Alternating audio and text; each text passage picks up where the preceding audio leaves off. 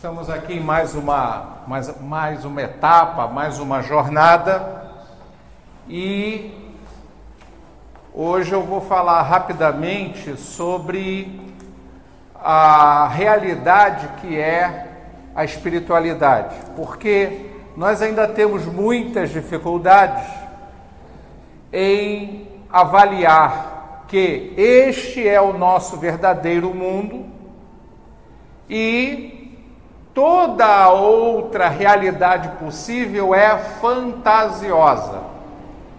Mas nós acabamos por perceber, depois da desencarnação, que aqui é que é a grande ilusão, a grande fantasia, que serve-nos como valiosa seara de estudos, de curas, mas neste aspecto os indianos chamam isso aqui de Maya, mundo das ilusões.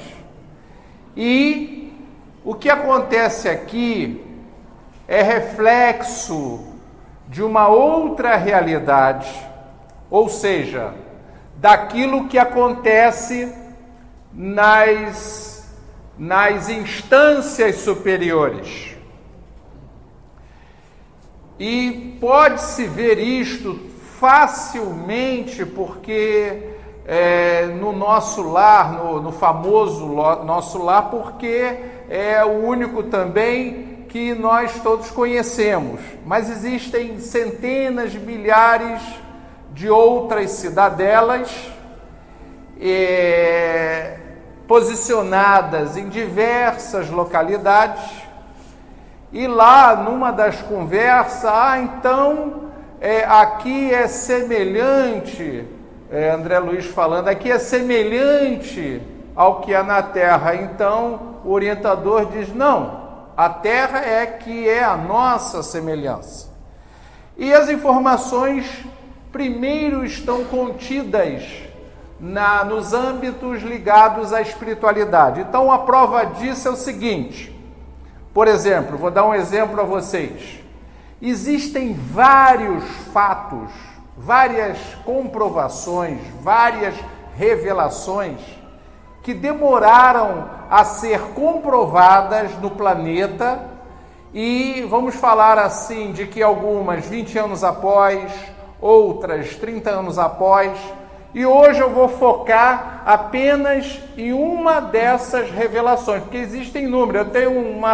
Eu tenho uma lista lá de revelações científicas que primeiro se fizeram na espiritualidade. Eu vou falar do aspecto do cérebro. Então, em 1947, através do nosso famosíssimo Chico Xavier, o livro No Mundo Maior, ali falou-se de três cérebros, como que o cérebro fosse dividido em três.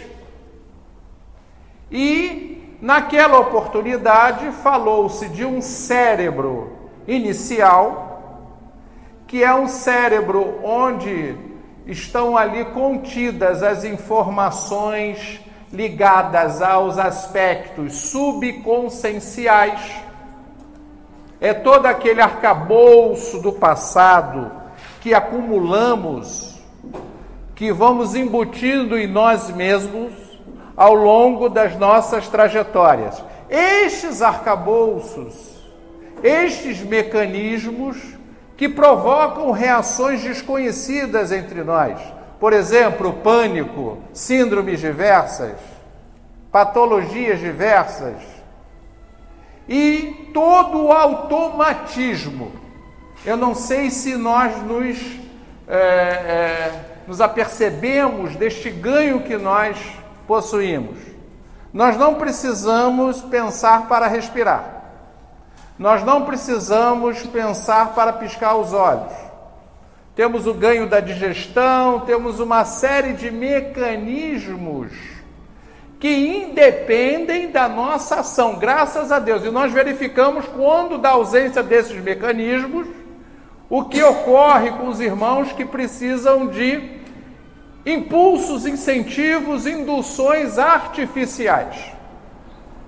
Então nós vemos aí os irmãos que estão vinculados a aqueles, antigamente chamava balão de oxigênio, né? Acho que esse termo nem se usa mais, balão de oxigênio. Então por quê? Porque o mecanismo, o sistema respiratório está em falha. O coração, idem, e por aí vamos. Então este cérebro, esta parte do cérebro, rege estas ações. Posteriormente, neste livro, falou-se do cérebro ligado ao córtex motor, que é o aqui e agora. É tudo isso que permite-nos comunicarmos e vivenciarmos esta realidade na qual estamos inseridos. É o âmbito das percepções, é o âmbito das interações. Então este mecanismo está embutido nesse segundo cérebro. Isso lá na narrativa 1947, eu quero que vocês percebam bem, porque 1947, falar sobre isso era uma heresia ainda. Não se tinha conhecimento.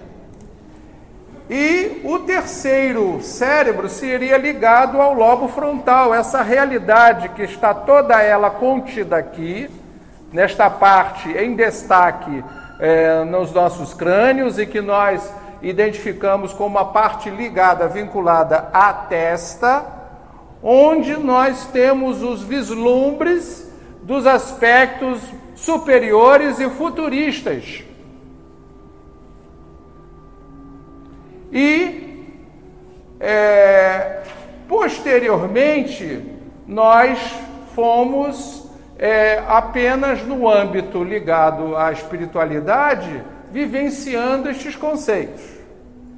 E lá nos idos, mais ou menos, de 1958, então um cientista descobriu, ou começou a falar sobre os 3 cérebros reconhecidos pela ciência, que seria o cérebro reptiliano, que o cérebro reptiliano é exatamente este cérebro que traz toda a nossa vivência ligada a toda a evolução do ser humano. Então é um sistema antigo que nós portamos ainda hoje, da nossa herança mais remota.